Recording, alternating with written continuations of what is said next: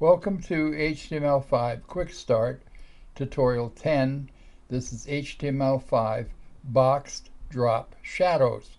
And box drop shadows are really pretty cool things. Here's what they look like. These are two box drop shadows that are use insets. And here's shading on them to make them look like they're actually into the page. This is my horizontal shading. This is my vertical shading. One of the things that I've done here on this particular tutorial is I made it so that it will also pop out. So when I roll over this, you see it's an outset. This is an inset. And again, it's really a pretty cool effect. Keep in mind, we can change the borders, change the colors, and what have you. Really have a lot of fun creating these things on our web page. If we look at the code for this, the code is pretty straightforward. Here's my two paragraph tag elements right here. And what I've done is I put two breaks in here in order to space them apart. And here's another paragraph. And this is my P element for my paragraph. There's my opening tag, my closing tag right here, and with the line break between them. And all of them are going to have the same width. This is not much different from what we covered before. What gives it the shadow is this right here, box-shadow. 10 pix space, 12 pix space, 5 pix space, 3 pix space, gray space, inset. And down here is a comment that explains what these are. The very first term here, 10 pix, is the horizontal shadow width.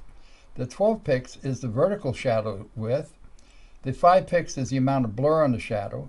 The 3 pix is the spread. And gray, of course, is the color.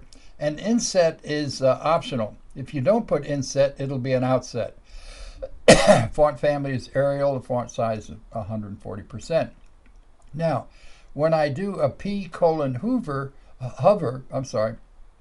when I hover over any one of these, the box shadow will now change, and when it changes to, it leaves out the inset, which now means it pops out. So just to give you an idea, what I've done here with these is that this is the one with the inset. That's this right here. Both of them start out with the inset. When I do a hover, when I roll over either one of these, it'll be the same kind of box shadow, with the exception that the key term inset is not put here. So therefore it pops out like this.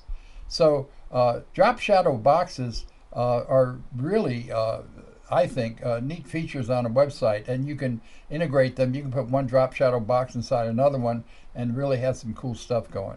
But we'll see that on later tutorials. Okay, that's it for this tutorial. Thank you for watching.